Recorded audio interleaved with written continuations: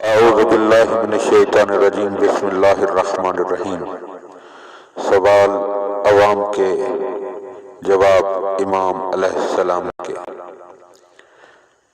حکیم بن ابو نعیم کہتے ہیں، میں نے مدینہ طیبہ میں امام محمد باقر علیہ السلام کی خدمت میں حاضر ہو کر عرض کیا، میں نے رکن و مقام کے درمیان نظر کی ہے کہ اگر آپ سے ملاقات ہو تو اس وقت تک مدینے سے باہر نہ جاؤں جب تک یہ نہ جان لوں کہ کیا آپ قائم آل محمد ہیں۔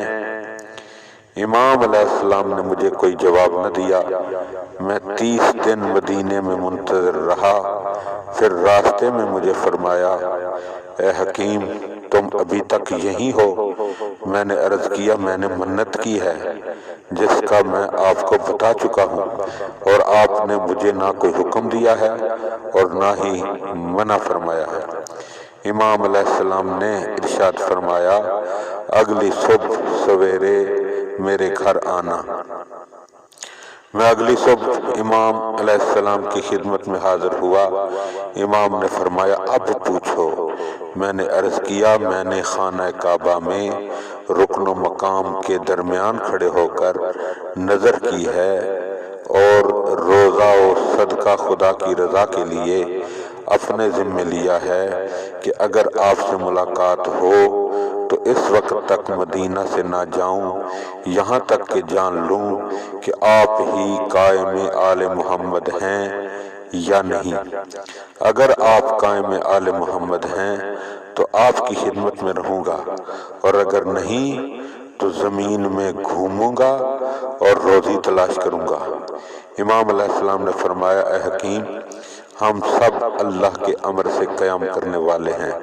میں نے عرض کیا، آپ ہی مہدی ہیں؟ آپ نے فرمایا، ہم سب خدا کی طرف سے ہدایت دینے والے ہیں۔ میں نے عرض کیا، آپ صاحب شمشیر تلوار اٹھانے والے ہیں؟ امام نے فرمایا، ہم سب صاحب شمشیر اور تلوار کے وارث ہیں۔ میں نے عرض کیا، کیا آپ ہی ہیں جو خدا کے دشمنوں کو قتل کریں گے اور خدا کے دوست آپ سے عزت پائیں گے اور خدا کا دین ظاہر ہوگا؟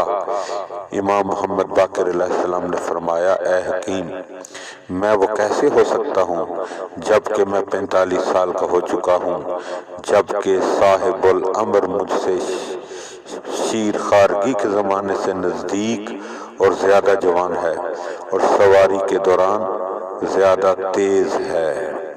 اللہم صلی علی محمد و آل محمد۔